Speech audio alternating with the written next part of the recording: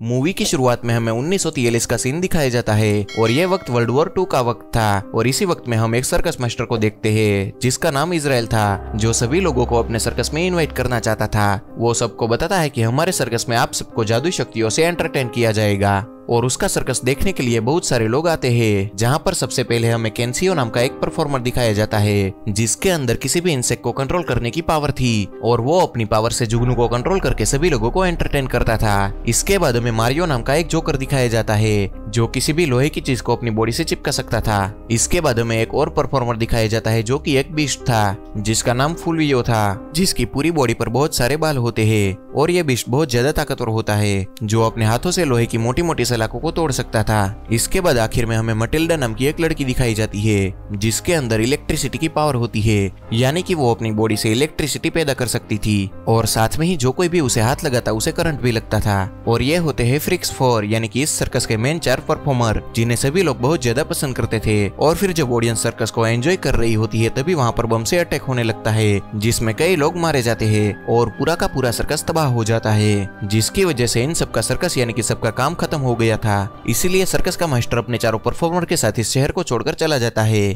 वो अपने चारों परफॉर्मर्स से कहता है कि हमें यहाँ से अमेरिका जाना होगा जहाँ पर हमारा शो बहुत चलेगा और हम बहुत सारे पैसे कमा सकते हैं और साथ में ही वहाँ पर वॉर भी नहीं है और मैंने एक आदमी से बात कर ली है जो हमें कुछ पैसों के बदले अमेरिका भेज सकता है। फिर हम देखते हैं कि यहाँ पर जो फ्रिक्स 4 होते हैं उनके पास अपनी कुछ सेविंग होती है, लेकिन ये सब के सब डर रहे थे और ये नहीं चाहते थे कि उनके सारे पैसे और सेविंग खत्म हो जाए। लेकिन यहाँ पर मटिल्डा कहती है कि हमें अमेरिका जाना चाहिए क्योंकि यहाँ पर वर्ल्ड वॉर चल रहा है और ये जगह खतरों से खाली नहीं है। फिर मटिल्डा के समझाने पर वो सब मान जाते हैं। इसके बाद वो सबके सब अपने पैसे सर्कस मास्टर को दे देते हैं और वो अमेरिका की टिकट लेने के लिए निकल पड़ता है और जाते हुए वादा करता है कि मैं शाम तक जरूर वापस लौट कर आऊंगा। लेकिन रात होने के बावजूद भी वो वापस नहीं आता है। तभी उनमें से कुछ लोगों को लगता है कि वो उनके पैसे लेकर भाग गया है, लेकिन मटिल्डा को अभी भी लगता था कि सर्कस मास्टर जरूर वापस आएगा। तभी फुलियो उसे कहता है कि वो वापस नहीं आएगा, वो एक धोखेबाज था जो हमारे पैसे लेकर भाग चुका है। मटिल्डा को इस बात पर जरा भी विश्वास नहीं था। फिर सीन शिफ्ट होता है और हमें फ्रांस नाम के आदमी को दिखाया जाता है जिसने एक आदमी के सर को पानी के अंदर डुबा कर रखा होता है और वो अपने पास में खड़े अपने भाई एमोन से कहता है कि इस आदमी के अंदर सुपरनेचुरल पावर है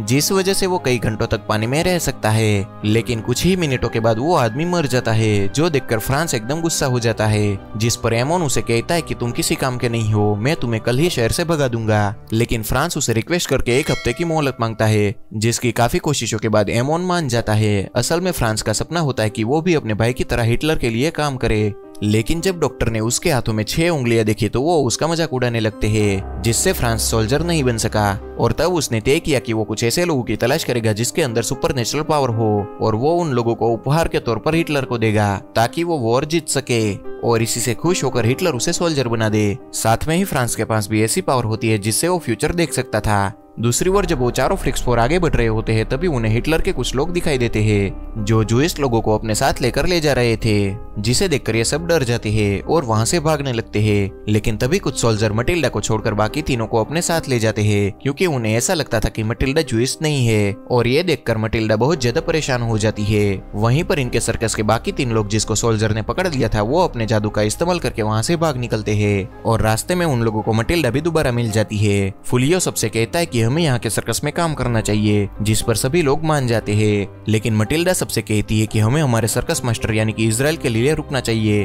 हो सकता है कि उसे सोल्जर ने पकड़ लिया हो। लेकिन फुलियो के कहने पर सभी मटिल्डा को वहीं पर छोड़कर चले जाते हैं। फिर जब रात को मटिल्डा एक जगह पर बैठी होती है तो उसे 2 सोल्जर देख लेते हैं और वो उसके साथ जबरदस्ती करने की कोशिश करते हैं। लेकिन जैसे ही एक सोल्जर उसे छूता है तो उसे बहुत ही जोर का झटका लगता है जिससे उसका पूरा हाथ बुरी तरह से जल जाता है, जो देखकर वो दोनों सोल्जर एकदम से घबरा जाते हैं और मौका देखकर मटिल्डा वहां से भाग निकलती है। लेकिन इस हादसे की वजह से वो बहुत ज्यादा डर गई थी, जिस वजह से उसका पूरा शरीर बिजली के जैसे चमकने लगता है और इसी वजह से वो बेहोश हो जाती है। अगले दिन जंगल में छुपकर रह रहे जूइश लोगों को मटिल्डा बेहोश हालत में मिलती है, इसीलिए वो लोग उसे अपने साथ कैंप ले जाने का सोचते हैं। लेकिन वहां पर भी जैसे एक आदमी उसे छूता है तो तुरंत उसे बिजली का झटका लगता है, जो देखकर सभी लोग दंग रह जाते हैं। फिर भी जैसे तैसे करके एक आदमी जिसने अपने हाथ में ग्लव्स पहने होते हैं वो मटिल्डा को उठाकर एक गाड़ी में डाल देता है, जिसके बाद सभी लोग कैंप पर जाने के लिए निकल जाते हैं। दूसरी ओर हम देखते हैं कि फुलवियो और बाकी लोग सर्कस के पास आ गए थे, जो कि काफी बड़ा सर्कस था जहाँ पर वो तीनों नए ज्वाइन होने वाले लोगों के साथ जाकर खड़े हो जाते हैं और तभी उन्हें सिलेक्ट करने के लिए फ्रांस वहाँ पर आता है और जब वो उस तीनों की पावर दिखता है तो वो उनको सिलेक्ट कर लेता है। असल में वो जानना चाहता था कि ये लोग अपनी पावर कैसे इस्तेमाल कर रहे हैं और उसकी बॉडी के अंदर पावर कैसे प्रोड्यूस होती है, इसीलिए इन लोगों को यहाँ पर बांध दिया जाता है और इन तीनों को बहुत ज्यादा टॉर्चर किया जाता है। फिर हम मटिल्डा को देखते हैं जिसे अब होश आ चुका था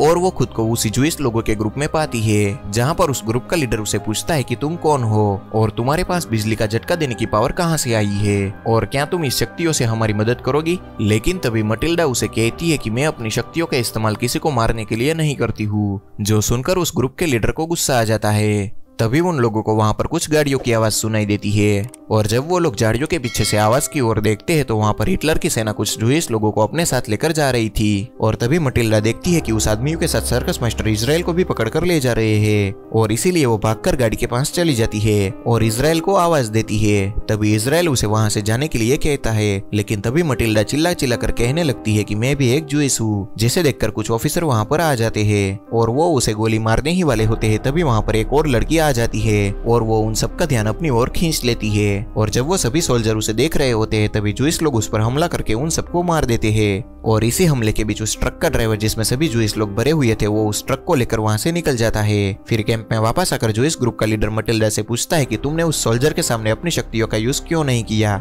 लेकिन मटिल्डा उस पर कुछ भी नहीं कहती है और गुस्से में वो ग्रुप लीडर उसे मारने लगता है और काफी ज्यादा मार खाने के बाद मटिल्डा उसे कहती है कि मेरी शक्तियों की वजह से मेरी मां मर गई थी। यह सुनकर वहां पर खड़े सभी लोगों को अफसोस होने लगता है और इतना कहकर मटिल्डा रोने लगती है। दूसरी ओर हम देखते हैं कि फ्रांस अजीब तरह का ड्रग लेता है जिससे उसे फ्यूचर के विजन दिखाई देने लगते हैं और उस विजन में उसे एक मोबाइल दिखाई देता है जिसमें चल रही वीडियो से उसे पता चलता है कि हिटलर वॉर हार जाएगा और तब उसे सारे के सारे विजन अपनी नजरों के सामने होते हुए दिखाई देते हैं जिससे वो बहुत ही घबरा जाता है। तभी उसे वहां पर मटिल्डा और उसके तीनों साथी भी दिखाई देते हैं जिसे देखकर वो समझ जाता है कि यही वो शक्ति वाले इंसान है जिसे वो ढूंढ रहा है, इसीलिए सबसे पहले वो उन सबका स्केच बना लेता है। फिर अगले सीन में हम देखते हैं कि मटिल्डा फुल्वियो और उसके बाकी साथियों को ढूंढते हुए उस सर्कस के पास आ जाती है, लेकिन वहां पर मौजूद सोल्जर को उस पर शक हो जाता है, इसीलिए वो उससे बचकर भागने लगती है और भागते भागते वो फ्रांस के कमरे में आ जाती है जहां पर फ्रांस उसे बेहोश कर देता है और फिर वो उसके होठ पर बल्ब टच करके चेक करता है कि ये वही विजन वाली लड़की है या नहीं और बल्ब के जलते ही उसे विश्वास हो जाता है कि ये वही लड़की है।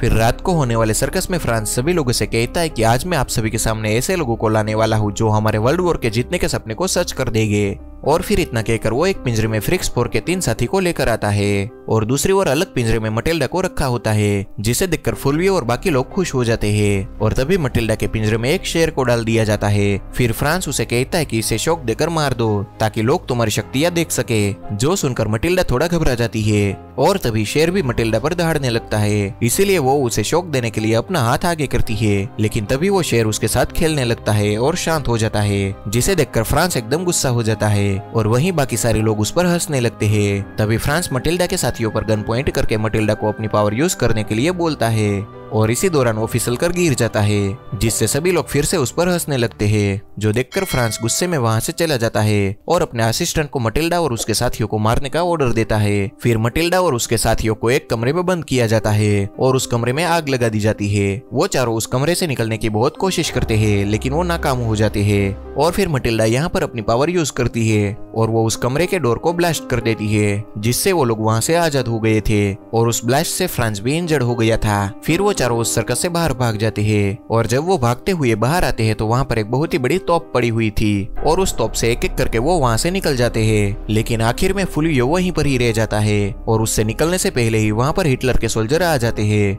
और उससे पहले कि वो लोग उसे पकड़ पाते तभी वहां पर एक बीस्ट जैसी लड़की कुछ घोड़े लेकर आ जाती है और फुल्वियो उस घोड़े पर बैठकर अपने बाकी तीनों साथियों के पास पहुंच जाता है और फिर वो चारों फैसला करते हैं कि वो उस ट्रेन की ओर जाएंगे जिस ट्रेन में बहुत सारे जूइश लोगों को पकड़कर कंस्ट्रक्शन कैंप में ले जाया जा रहा था और फिर वो चारों उस ओर निकल पड़ते हैं। वहीं दूसरी ओर हम देखते हैं कि फ्रांस का भाई एमोन फ्रांस के पास आता है जो उसे कहता है कि अब बहुत हो चुका, मैं तुम्हें इस शहर में नहीं रहने दूंगा और यह सुनकर फ्रांस गुस्से में आकर अपने भाई पर हमला कर देता है और फिर उसका गला दबाकर उसे मार देता है। इसके बाद फ्रांस उसके कपड़े पहनकर अपनी छठी उंगली काट देता है और एक सोल्जर बनकर बाहर आता है और उस ट्रेन की ओर निकल पड़ता है जिसमें वो फ्रिक्स 4 गए थे असल में फ्रांस ने अपने विजन में पहले ही उस ट्रेन को देख लिया था। वहीं हमें फ्रिक्स 4 को दिखाया जाता है जो उस ट्रेन तक पहुंच जाते हैं, लेकिन गलती से उनमें से 3 लोग एक डब्बे के अंदर गिर जाते हैं जहां पर जर्मन सोल्जर थे और वो उसे गन पॉइंट पर ले लेते हैं। लेकिन कैंसियो अभी भी ट्रेन के बाहर ही लटक रहा था। तभी वो वहां पर बहुत सारी मधुमक्खियों को देखता है और वो उन सबको कंट्रोल करके अपनी बॉडी के साथ चिपका कर अंदर जाता है और मधुमक्खियों से सभी सोल्जर पर हमला कर देता है। फिर वो चारों वहां से निकल जाते हैं और उस ट्रेन में अपने सर्कस मास्टर इजराइल को ढूंढना शुरू कर देते हैं, जहां पर उन्हें इजराइल मिल जाता है और वो उसे और बाकी सभी कैदियों को छुड़वा देते हैं। लेकिन अब उसके सामने फ्रांस और उसकी पूरी सेना है। असल में उस सोल्जर ने फ्रांस को अपना ऑफिसर समझ लिया था, जिसने अपने भाई के कपड़े पहनकर उन्हें ऑर्डर दिया था, क्योंकि उसकी शक्ल हूबहू अपने भाई से मिलती थी। फ्रांस यहाँ पर अपनी वाइफ के साथ पहुंच गया होता है और वो मटिल्डा को अपने साथ चलने के लिए कहता है, लेकिन मटिल्डा उसके साथ जाने से मना कर देती है, जिस पर फ्रांस अपने सिपाहियों को मटिल्डा को पकड़कर अपने साथ लाने का ऑर्डर देता है। और जब वो सिपाही उसे हाथ लगाते हैं तो उसे जोरदार इलेक्ट्रिक शॉक लगता है और तभी जो जूइश ग्रुप का लीडर होता है वो भी अपने लोगों के साथ वहां पर पहुंच जाता है। और फिर जूइश लोग और हिटलर के सोल्जर के बीच में बहुत ही जबरदस्त फाइट होती है और चारों ओर बहुत सारी गोलियां चल रही होती है। और इसी फाइट के दौरान एक गोली सर्कस मास्टर इजराइल को लग जाती है, जिससे उसकी मौत हो जाती है। मटिल्डा इजराइल की मौत से बहुत ज्यादा दुखी और गुस्सा हो जाती है। वहीं हम देखते हैं कि उस ट्रेन में भी आग लग गई थी, जिसमें बहुत सारे लोग फंसे हुए थे। लेकिन तभी वहां पर कैंसियो सभी मधुमक्खियों को उस आग के ऊपर भेज देता है, जिससे वो सभी लोगों की जान बचा लेता है। और अब हिटलर की पूरी सेना उसके सामने होती है, जो उस पर गोलियां बरसा रही थी। तभी उसके सामने मटिल्डा आ जाती है और वो अपनी बॉडी से बहुत ज्यादा इलेक्ट्रिसिटी प्रोड्यूस करती है और यहाँ पर जितने भी हिटलर के सोल्जर होती है उन सबको मार देती है। लेकिन फ्रांस जैसे तैसे करके बच जाता है, लेकिन उसकी वाइफ की मौत हो गई थी। साथ में उसे यह भी एहसास हो गया था कि अब वो हार चुका है, इसीलिए वो खुद ही अपनी जान ले लेता है। इसके बाद हम देखते हैं कि फ्रिक्स 4 अपने साथियों से मिलकर बहुत ही ज्यादा खुश थे और वो चारों अपने आगे के सफर पर निकल जाते हैं। और इसी के साथ हमारी ये मूवी यहाँ पर खत्म होती है। तो दोस्तों, अगर आपको हमारी ये वीडियो अच्छी लगी हो तो प्लीज लाइक करें, शेयर करें और सब्सक्राइब करना बिल्कुल भी ना भूलें।